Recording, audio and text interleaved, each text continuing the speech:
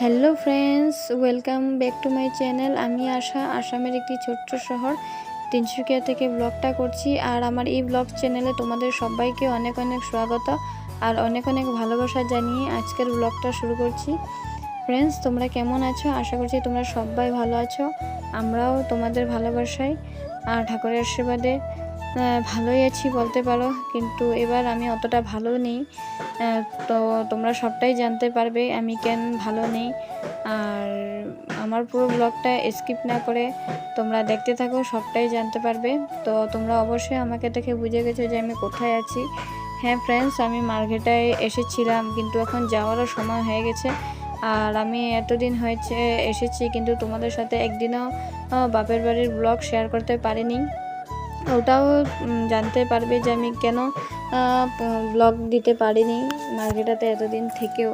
তো পুরো ব্লগটা স্কিপ না করে দেখতে থাকো, তোমরা সবটাই জানতে পারবে। তো এখন কিন্তু আমরা ঘুম থেকে উঠে পড়েছি, নয়নসোনা ঘুমোচ্ছে আর এদিকে মাও উঠে ঘরটা ঝাড় দিচ্ছে। আমরা এখন তিনসুকিয়াতে চলে যাব, তাই মানে মা উঠে ঘরটা ঝাড় দিচ্ছে। আর এদিকে আমিও রেডি হয়ে নিচ্ছি ঝটপট করে, বাড়িতে যেতে হবে। ওইদিকে তো বাড়িটা একা আছে, অনেক দিন থেকেছি। আর এখন তনুরও স্কুল খোলার সময় চলে এসেছে, যেতে তো হবেই। আর এদিকে তনু ঘুম থেকে উঠেছে, কিন্তু ও এখনও রেডি হয়নি। আমি রেডি হয়ে নিচ্ছি, কারণ নয়নসোনাকেও এখন রেডি করতে হবে, ঘুম থেকে উঠাতে হবে। আর এদিকে সকালবেলা ট্রেন দেরি করা যাবে না। এদিকে তখন 6:30 বেজে গেছে, আর ট্রেন হচ্ছে 7:15 না 7টা থেকে জানি ট্রেনটা। তো এখন ঝটপট করে বের হয়ে যাই আমরা, আর বেশি দেরি করা যাবে না, বাচ্চা আছে, যেতে যেতে টাইমটাও অনেক লাগবে। আর সকাল থেকে বৃষ্টিও হচ্ছিল, ভাবছিলাম যে যেতে পারবো কিনা কি জানি, বৃষ্টি হচ্ছিল, কিন্তু না, পরে দেখি বৃষ্টিটা কমে গেছে। তো এদিকে আমরা বের হয়ে পড়ছি আর কি। এদিকে জেঠুমনিকে এখন বলে দিচ্ছে যে আমরা চলে যাচ্ছি বলে। তো সবাইকে বলা হয়ে গেছে, এবার বাড়িটাকেও বিদায় দিয়ে এবার আবার নিজের বাড়িতে চলে যাচ্ছি। দুটোটাই নিজের বাড়ি, এটাই মানে এখন বিয়ে হয়ে গেছি, এখন ওটাই নিজের বাড়ি। তো ওখানে এখন চলে যাচ্ছি, ওটাই দেখাশোনা করতে হবে। তো আর এদিকে বাবাও মানে আছে, আমাদেরকে সবাইকে বিদায় জানানোর জন্য সবাই বাইরে চলে এসেছে। সবাই অল্প আগ আমাদেরকে এগিয়ে দিচ্ছে আর কি। তো মাও চলে আসছে। আর এবার তো অনেক দিনে থেকেছি, এই জন্য আর কি সবারই অনেকটাই খারাপ লাগছিল, কিন্তু কি করা যাবে, যেতে তো হবেই। এদিকে তনুর স্কুল আছে, বরের কাজ আছে, আর ওটাই আর কি। এদিকে আমার বোন নয়নসোনাকে নিয়ে আছে, অনেক মিস করবে বলছে সবাইকে, এজন্য। আর এদিকে নয়নসোনা এখন নতুন নতুন অ্যাক্টিভিটি শিখেছে, টাটা করতে শিখেছে। তো ওইসবই আর কি, সবাই বলছে যে টাটা করে দাও, টাটা করে দাও। তো এদিকে দেখো আমার ছোট বোনও এসেছে আমাদেরকে ছাড়তে আর কি। তো এবার এই দেখো আমি ভিডিও করছি বলে ওর মুখটা ঢেকে দিচ্ছে, কি যে বলবো এইসব মানে। তারপরে এদিকে ওরা চলে যাচ্ছে, এদিকে আমিও এগিয়ে যাচ্ছি। আবার ঘুরে জানিয়ে মাকে কি বলছিলাম। আর আমার মোবাইলেও কিন্তু চার্জ বেশি নেই, কখনো সুইচ অফ হয়ে যেতে পারে। রাতেরবেলা বৃষ্টি দিয়েছিল, তো তখন কারেন্ট ছিল, কিন্তু আমি মানে চার্জিং দিতে ভুলে গেছি। তো তাই আর কি চার্জিং নেই এখন। তো চলো, আর বেশি দেরি করা যাবে না, এখন ঝটপট করে স্টেশনে যেতে হবে। ট্রেনও আসার সময় প্রায় হয়ে গেছে। তো চলো এখন একবারে স্টেশনে গিয়ে তোমাদের সাথে দেখা হচ্ছে। তো বর টিকিট কেটে চলে এসেছে, এদিকে আমি নয়নসোনা একসাথে দাঁড়িয়ে আছি।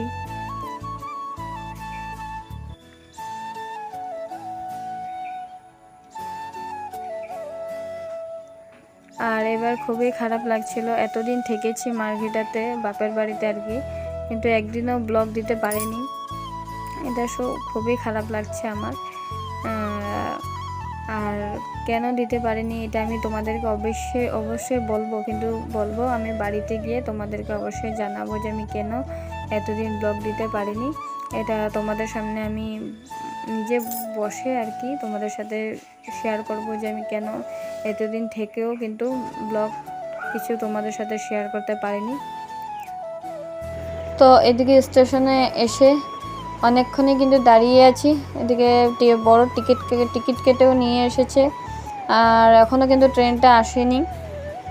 তো এদিকে আমরা দাঁড়িয়ে আছি, একটু জলদি এসেছি। আর না ভালোই, একটু কোনোখানে যাওয়ার হলে একটু আগে আসলে ভালো আর কি। কখনো কখনো তো এমনও হয়, আমার সত্যি বলছি যে ট্রেন আমার মানে আসবে ওরকম টাইমে কোনো দিন এসে পড়ি, আর কোনো সময় তো আমার এখন এরকমও হয় যে আমার ট্রেন ছুটেই যায়। তারপর এদিকে থেকে ট্রেনটাও চলে এসেছে, তো আমরা ট্রেনে উঠে পড়েছি। আর এদিকে ট্রেনটা এতই ভিড় ছিল যে কি বলবো। তো এদিকে ট্রেনে বসার সাথে সাথে কিন্তু নয়নসোনা ঘুমিয়ে পড়েছে, অনেক আরাম লাগছে। আর সকালেও উঠেছে, এই জন্য আরাম পেয়েছে, তো এর জন্য ঘুমিয়ে পড়েছে। আর এটা কিন্তু আমি বরের মোবাইল থেকে ব্লগটা করছি। আমার মোবাইলটা তো সুইচ অফ হবে, তোমাদেরকে বলেছিলামই আগে। তো আমার মোবাইলটা সুইচ অফ হয়ে গেছে, বরের মোবাইল দিয়ে আমি ভিডিওটা করছি। আর এটাই এখন দেখো এত ভিড় হয়েছে, ট্রেনটা কি যে বলবো, মানে এমনকি তনুও বসার জায়গা নাই, খালি অল্প জায়গা খালি আমি পেয়েছি বসার জন্য, ওটাকে নয়নসোনা আছে বলে আমি বসেছি, নাহলে তো তনুকেই দিতাম বসতে। তো এদিকে এত ভিড় ছিল, এদিকে বর আর তনু আর দেখে অনেক মানুষই দেখো দাঁড়িয়ে আছে। এত ভিড় ছিল যে কি বলবো, মানে প্রত্যেক দিনই কিন্তু ট্রেন এরকমই ভিড় হয়। তো আমরা যেদিনকে গিয়েছিলাম আর কি মার্গেরিটাতে মার সাথে, আমি আমি আমার আমার একটা ব্লগ দেখেছো তোমরা, হতে পারে ওই যে যারা দেখেছো তারা অবশ্যই জানো যে আমার বিয়েবাড়ির ব্লগটাতে আমার মা ছিল। তো তারপরের দিনই কিন্তু আমরা মার্গেরিটা গিয়েছিলাম।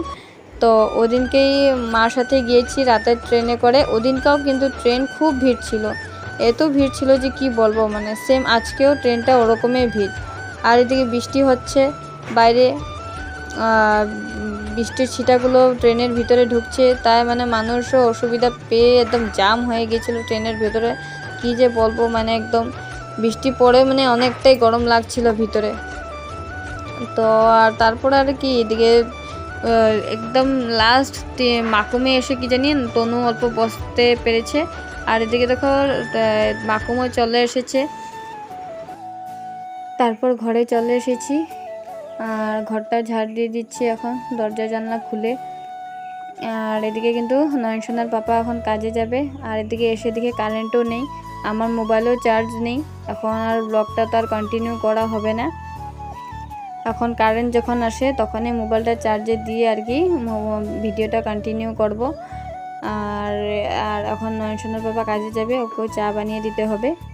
তো ফ্রেন্ডস, আমরা সকাল 9টায় 9টা না আর 8:30টার সময় ঘরে এসে পৌঁছে গেছি। তারপরে ঘরে এসে ঘরটা ঝাড় দিতে তোমরা তো দেখতেই পেয়েছো, ঘর ঝাড় দিয়ে আর তনুর পাপাকে চা বানিয়ে দিয়েছি। চা বানিয়ে চাটা খেয়ে দিয়ে ও কাজে চলে গেছে। তারপর থেকে তো আর ব্লগটা কন্টিনিউ করতে পারিনি, কারণ আমার মোবাইলটা তো সুইচ অফ হয়ে গেছে বলেইছিলাম। তো তারপর তো আর কারেন্ট আস্তে আস্তে পুরো বিকেল হয়ে গেছে, প্রায় মানে বিকেল মানে কি সন্ধ্যা হবে ওরকম টাইমে কারেন্টটা এসেছে। তো আর তারপর তো আর কোনো রকম ব্লগ করা হয়নি। তা ভাবছি যে না, তোমাদের সাথে আসল কথাটা বলেই দিই যে আমি কিসের জন্য মার্কেটাতে মানে বাপের বাড়িতে গিয়েও আমি ব্লগ করতে পারিনি। কারণটা হচ্ছে যে আমরা যেদিন গিয়েছি, আমরা শুক্রবারে গিয়েছিলাম রাতের ট্রেনে। তারপর গিয়েছি, তো তারপর পরের দিন আর কি শনিবার রাতে আমার জেঠুর আর কি হঠাৎ করে প্রেশার স্ট্রোক করে। আগে একবার ফার্স্ট স্ট্রোক করেছিল, কিন্তু এবার দ্বিতীয়বার ছিল। বিছানাতে শুয়েছিল আমার জেঠু, তারপর হঠাৎ করে মানে স্ট্রোক করেছে, যে কোনো শব্দও আমরা প্রথমে পাইনি কিছু।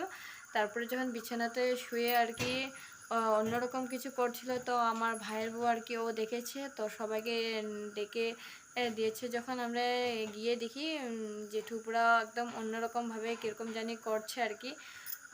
অনেকেই প্রথম স্ট্রোক যখন করেছিল তখন কিন্তু তখন স্ট্রোক করার পরে ডিব্রুগড় নিয়ে গিয়েছিল। তখন ডিব্রুগড়ের মেডিকেলে 2 দিন থাকার পরে কিন্তু জেঠু আস্তে আস্তে করে নিজে আর কি নিজের মনে বলে কিন্তু প্রায় সুস্থ হয়ে উঠেছিল, অনেকটাই সুস্থ হয়ে গিয়েছিল। নিজে হাঁটাচলা করতো, সব কিছু নিজের কাজগুলো সব নিজে করতো। তো যখন যেদিন আমরা গিয়েছি ওদিনও কিন্তু খুবই সুস্থ ছিল, নিজেই হাঁটা চলা সব কিছু নিজেই করতো মানে। তারপর এরকম হয়েছে, তো তখন থেকে আর কি মনটা আমার খারাপ হয়ে গেছে। আগের প্রথমবার কিন্তু ডান সাইড স্ট্রোক করেছিল, এবার কিন্তু বাঁ সাইড স্ট্রোক করেছে। আর যেদিন স্ট্রোক করেছে ওদিন একদম কথাই বলতে পারছিল না, একদম মানে একদমই কিছু বোঝা মানে সাউন্ডে মুখে থেকে বের করতে পারছিল না। তারপরের দিন কিন্তু আমার এসে জেঠুকে আর কি হসপিটালে নিয়ে যাওয়া হয়, কল-ইন্ডিয়া হসপিটালে। তারপরে নিয়ে গিয়ে ওখানে ট্রিটমেন্ট করে, তারপরে থেকে স্যালাইন দিয়েছে, তারপরে ওখান থেকে সিটি স্ক্যান লিখিয়ে দিয়েছে। তারপরে মানে এখন একটু তারপর থেকে মানে অল্প অল্প কথা একটু একটু বোঝা যাচ্ছে। আর এখন জেঠু তো অসুস্থই আছে, এখন সিটি স্ক্যান করতে দিয়েছে, আর সিটি স্ক্যান করাতে হবে। আর তারপরেই ডক্টর কিছু বলতে পারবে, ওষুধপত্র লিখে দেবে আর কি। কিন্তু এখন আমার জেঠু ওরকমই আছে। তো তোমরা সবাই প্রে করো আমার জেঠু যাতে খুব জলদি মানে ভালো হয়ে যায়। আর প্রেশারের মানুষ তো, প্রেশার আর সুগার দুটোই আছে।